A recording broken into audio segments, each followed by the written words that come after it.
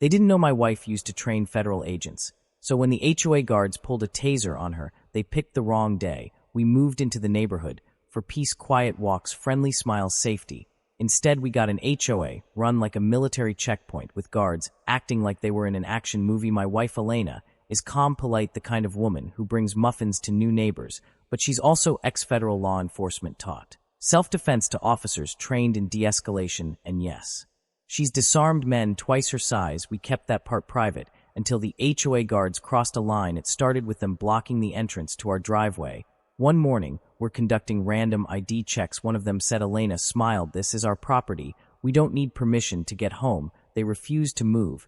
Then came the warning letters from the HOA residents: must comply with security instructions at all times. Failure to stop when asked will result in penalties. It felt more like a prison than a neighborhood, but we stayed polite until last Saturday. Elena was heading home from work wearing her navy blazer and heels just like she used to wear at the academy. She pulled up to our gate and found two HOA guards standing in the driveway, arms crossed. One of them stepped forward. "We need you to step out of the vehicle." Elena raised an eyebrow. "Why, no license plate visible," he said, "could be stolen. Now this is our car, registered, tagged, parked in that same spot for months." When Elena opened the door to step out and explain, one guard unclipped a taser from his belt. "Ma'am, stay in the vehicle," he warned. Elena took a breath, and that's when everything changed. She didn't yell, she didn't panic. She moved like silk, quick, precise, controlled, with her hands open and calm. She slowly stepped out.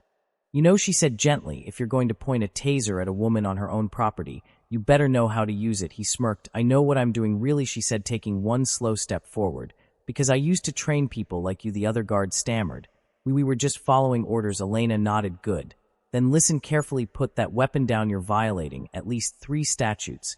Right now, one of them is felony-level misconduct." They froze. Elena pulled out her retired badge. "X. Federal enforcement. I know my rights, and I know yours." 10 minutes later, the guards were gone. HOA board members were swarming our driveway, apologizing. Turns out they never authorized tasers. They didn't even run proper background checks on the guards. And guess what? After filing a formal complaint, the HOA president was forced to resign. The security company got replaced. And Elena, they asked if she'd be open to consulting on proper community safety practices. She didn't raise her voice. She didn't swing a punch. She used knowledge, training, and calm power.